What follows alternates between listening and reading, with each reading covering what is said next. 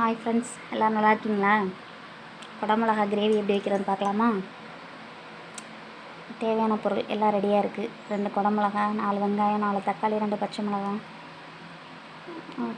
சோம்பு, கொஞ்சம் மிளகாப்பொடி, கொஞ்சம் மஞ்சத்தூள், அவ்வளோதான். எல்லாம் ரெடியாக இருக்குது. அடுப்பு பற்ற வச்சு தாச்சி வச்சாச்சு. நல்லா சூடு வரட்டும். கேஸ் வேறு முடிகிற மாதிரி இருக்குது, அதனால் அடுப்பு எரியுதான்னு வேறு பார்த்துக்கிட்டே சமைக்கிற மாதிரி இருக்குது. சட்டி நல்லா சூடாயிடுச்சு. ஆயில் எடுத்து ஊற்ற வேண்டியதான். ஆயில் கொஞ்சமாக சேர்த்துக்கோங்க.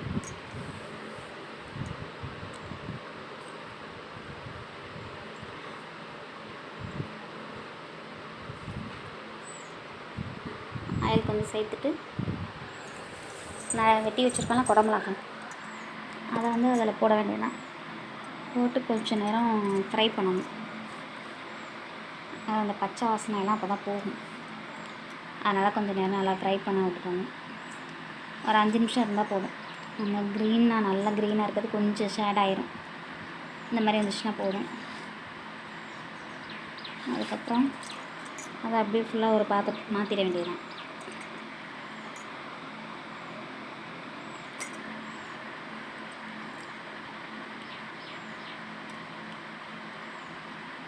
நல்லா ரெடி ஆயிடுச்சு.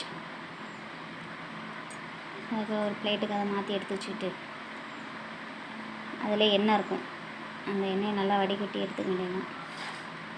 அதை ஃபுல்லாக எடுத்து அள்ளிட்டு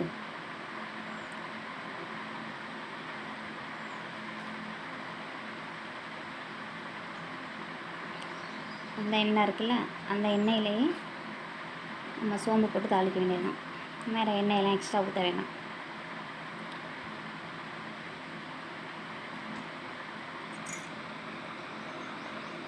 சோம்பு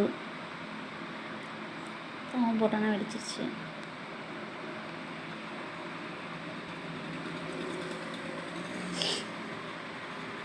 அதுக்கப்புறம் 2 பச்சை மிளகாய்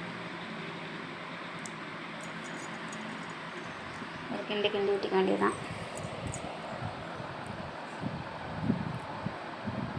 அதுக்கப்புறம் நறுக்கி வச்சுருக்க வெங்காயத்தில் கொஞ்சம் வெங்காயம் வச்சுட்டு மிச்சம் எல்லாத்தையும் போட்டுற வேண்டியதுதான்.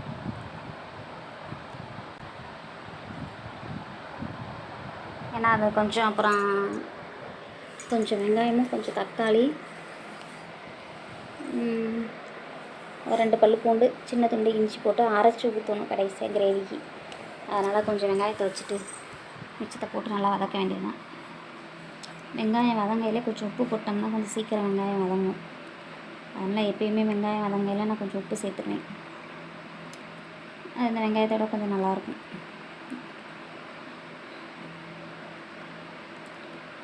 நல்லா வெங்காயத்தை வேக விட வேண்டியதுதான், நல்லா கிண்டி விட வேண்டியதுதான்.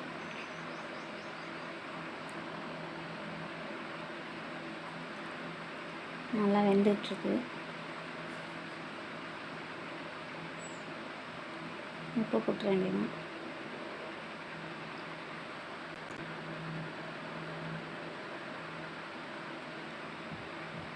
உப்பு போட்டு நல்லா கிண்டி விட்டுட்டு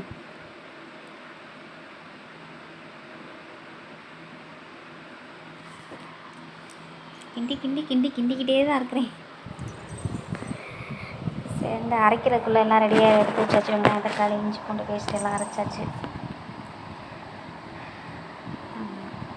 வெங்காயமும் நல்லா வதங்கிருச்சு. அதுக்கப்புறம் தக்காளி போடணும். வெங்காயம் தான் கலர் நல்லா மாறிடுச்சு. அதுக்கு தக்காளியை போட்டுற வேண்டியதான். இப்போ இருக்க தக்காளிலாம் வதங்கவே மாட்டேங்குது ஃப்ரெண்ட்ஸ். என்னென்னு தெரியல, தக்காளி கல்லாக இருக்குது. முன்னாடி இருக்க தக்காளி பழமே வேறு மாதிரி இருக்கும். இப்போ இருக்க தக்காளிலாம் வேகவே மாட்டேங்குது. அவ்வளோ நேரம் எடுத்துக்குது வேகிறதுக்கு.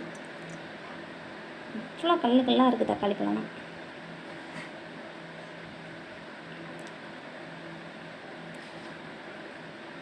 அதே நல்லா வேக விட வேண்டியதுதான். எதை வச்சுட்டு காணும்னு தேடிக்கிட்டு இருந்தேன் ஃப்ரெண்ட்ஸ். வெங்காயம் தக்காளி நல்லா வெந்துருச்சு. அதுக்கப்புறம் அந்த அரைச்சி வச்சு இந்த பேஸ்ட்டையும் அதில் ஊற்றியாச்சு. ஊற்றிட்டு அந்த பச்சை வாசனை போகிற வரைக்கும் நல்லா கொஞ்சம் நேரம் கிண்டிகிட்டே இருக்க வேண்டியதுதான். அது அடி பிடிச்சிட்டோம்னு பயந்து நானே கிண்டிகிட்டே இருக்கேன் ஃப்ரெண்ட்ஸ். ஏன்னா பாட்டம் கொஞ்சம் வெயிட் இல்லாத தாச்சு, அதனால் டக்குன்னு அடி பிடிச்சிருக்கேன்ட்டு கிண்டிகிட்டே இருக்கேன். நல்லா வந்துருச்சு. மிளகா அப்படியே மஞ்சத்தூள் போட்டாச்சு. போட்டு கொஞ்சம் நேரம் நல்லா கிண்டி விட்டுட்டு நல்லா அப்படியே கலரு நல்லா மாறி வந்துருச்சு. இந்த வெங்காயம் தக்காளி மிளகா அப்படியே மஞ்சத்தூள் போட்டு இது பண்ணோம்னாலே கொஞ்சம் நல்லா கலர் கொடுக்கும்.